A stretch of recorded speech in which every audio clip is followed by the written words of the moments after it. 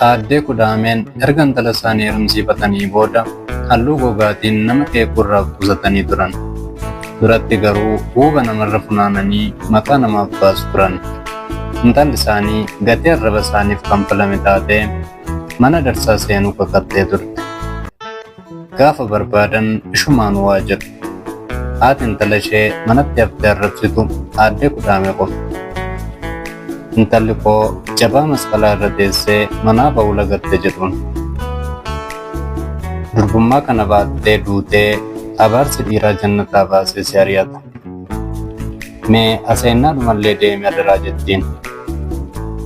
Aariin arraba harmee ishee itti hammaannaan kadhannaadhaanis taatu wareegaan nama gudeeda isheetu argatte. Gabaa galtee dhiira bitatte. Gurbaan mucaa baadiyyaa ta'uyyuu waan Afrikaa guutummaa bakka bu'ee gurraacha fakkaata. Gurraacha fuulli cululuqu kan distiin dhadhaa itti naaf ture.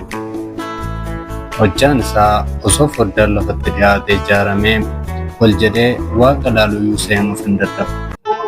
Tarii ormi tuffachuu mala. Bashaadduun garuu waggaa waggaan wareega galchiti. Waaqa dhirsa ishii fargeef. Kunuun intalli Aaddee Kudaamee heerumtee Aaddee Kudaameen haadha soldaa ta'ani. Intalli Aaddee Kudaamee bashaadduunis darsa argachuu bira tartee mana warra ishee deemuuf kaate. Abbaan manaa ishees waan uffannaa haaraa fakkaatu wayii bitatte. Qofoo dhisiifatee jalatti immoo kophee shalaa dilatte. Tishartii hidhannoo taphattootaa kan kilaba kubbaa miilaa Arsenaal bitatee qofoo keessa galchee uffatee gubbaatti kootii jiinsii dabalatee mana maatii isaa deemuudhaaf ka'e. Daandii dheeraa deemanii magaalaa mana maatii bashaadduutti yoo dhiyaatan boqonnaa fudhachuu barbaadanii hoteela tokkotti goranii nyaata ajajatan. Dulattii ajajatanii nyaatanii jiraaftis jaamboo lama fudhatanii mana warra soddaatti qajeelan. Yoo mana Aaddee Kudaamee ga'an simannaa gaariidhumatu taasifameef. Namoonni ollaa tokkoo fi kan achi turan gurraachummaa abbaa manaa bashaadduu ija tuffiin ilaalaniyyuu intalli Aaddee Kudaamee kan argachuu ishiitiif iyyuu akka gowwaa warraa galtuu gammaddee sasseekti. Abbaan manaa bashaadduu miira namoota mana keessaa uffisan tokko haa ta'uu nyaata hoteelaa nyaatanii darbantu hin taaneef haa ta'uu Rabbi haa beeku. Ammas ni miixata miidhana. Aaddee Kudaameen wanta isaa hubachuu baatanis callisanii ilaalu. Gidduudhaanis haasa hiikaa mucaaqoo nan haasaa jedha. Taphadhu mukaayin jedhuun nan taphadha jedha. Aaddee Kudaameen isa abbaan manaa intala isaanii akka kormaa goobaa godhatu kana wallaalanii gaafachuu sodaatanii suutuma ijatanii ilaalu. Gurbaan ammas ni yaada ni ittana.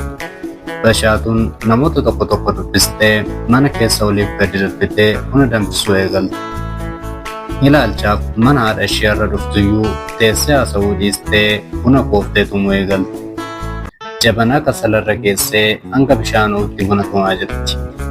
Gidduudhaan garuu salphinni waan akka gabaa keessatti dhuufuun namarraa ba'u wayii mana Aaddee Kudaameetti mudate. Abbaan manaa bashaatuu isatti kanaa ture baafate. Battaluma tokkotti balaqqamuu yookaan ol deebisuu eegale. Aaddee Kudaameen iyyanii intala isaanii waamuu eegalan. Bashaadduu maaliddaa bashaadduu kootu jabanaan kee ol danfe jedhanitti iyyan.